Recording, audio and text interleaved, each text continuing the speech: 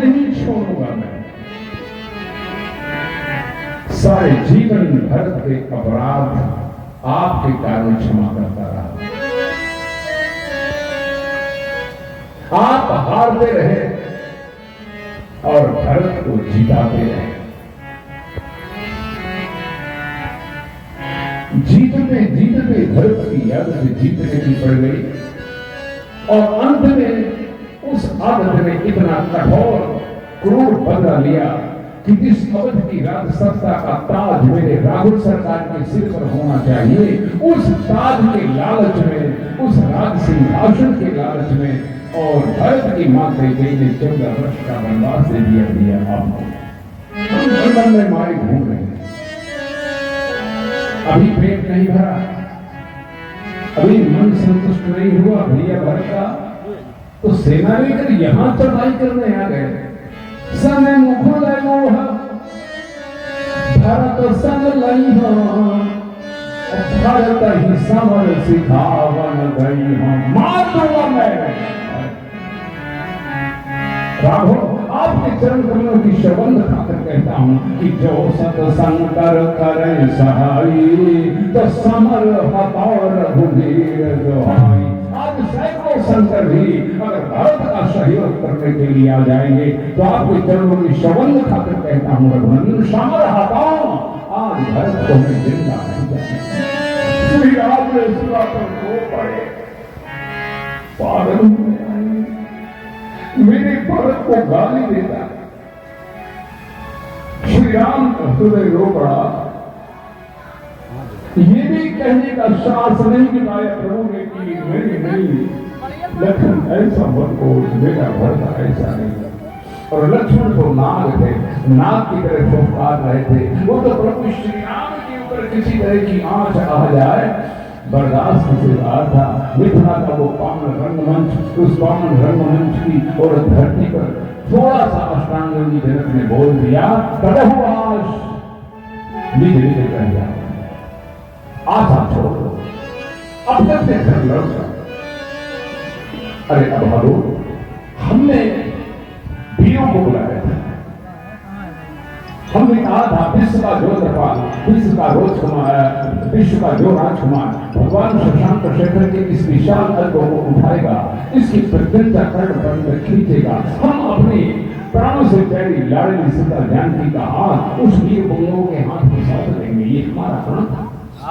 ऐसा किसने कहा?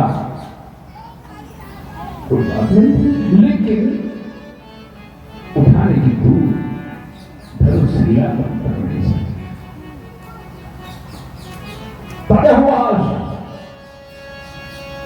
स्वाभाविक था, एक पिता की पुत्री की मांग पर सिंदूर नहीं भरा जा सका तो पिता का रोष करना अस्वाभाविक नहीं था, स्वाभाविक। दुनिया की कन्याएं विवाहित होकर जानकी की सखियां किसी भी उत्सव को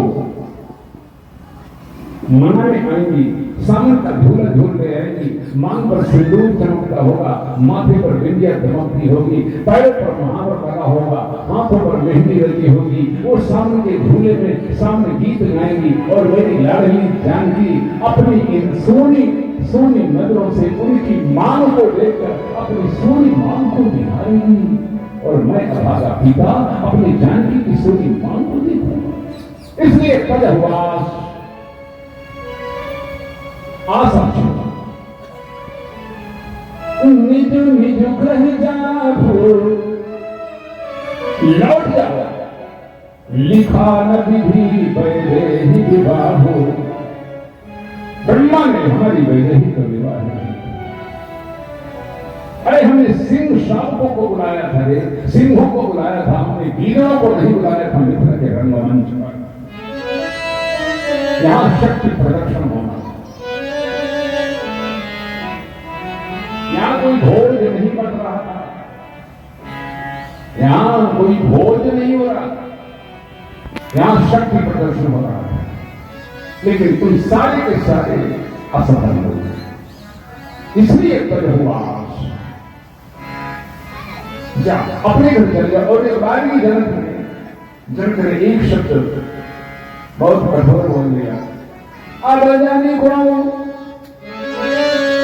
माख आज के बाद भागो, कहीं वीरों की सभा में प्रवेश मत कर जाना कायरो। तुम्हारी मां ने सिंह का दूध नहीं पिलाया तुमको। अगर कहीं वीरों का शक्ति परीक्षण हो तो माख कायराना प्रदर्शन करने वहां मत जाना। आज मैं घोषणा करके कहता हूं कि वीरविहीन मही में ध्यान, ये पृथ्वी वीरों से खाना। ये वही लक्षण है जो मिथिला के दरबार में प्रभु श्री राम के चरण कमलों के सन्निधि में बैठा। और आज एक पिता के अंतर मन की व्यथा का जब प्रक्षोभण हुआ, फैलाव हुआ और सुमित्रा कुमार के कर्ण कोहरों पर यह आवाज आई कि वीर विहीन नहीं में जानी, पृथ्वी वीरों से खाली है। हजार फुट वाला वो विश्व पुरस्कार करता हो, रुक जाओ अष्टांग योगी जनक को। आपकी पुत्री की मांग पर सिंदूर नहीं भरा जा सका। इसकी व्यथा, इसकी पीड़ा, इसका दर्द, इसका दंश हमको है। हम रघुवंश हैं, हम रघुवंश के कुमार हैं, रघुवंशी कायर नहीं है। लेकिन इसका हक, इसका अधिकार आपको किसने दे दिया कि आप हमारी मां को गाली दो? आपने हमारी मां के दूध को ललकारा है। आज तक इस धरती में कोई माई ने ऐसा लाल नहीं पैदा किया जो हमारी मां की दूध पर उंगली उठाती। तुमने जनक, तुमने हमारी मां के दूध को ललकारा। इसलिए संयम दो, अपनी वाणी को संयमित करो अष्टांग योगी। ये धनुष किसी दिन के नहीं।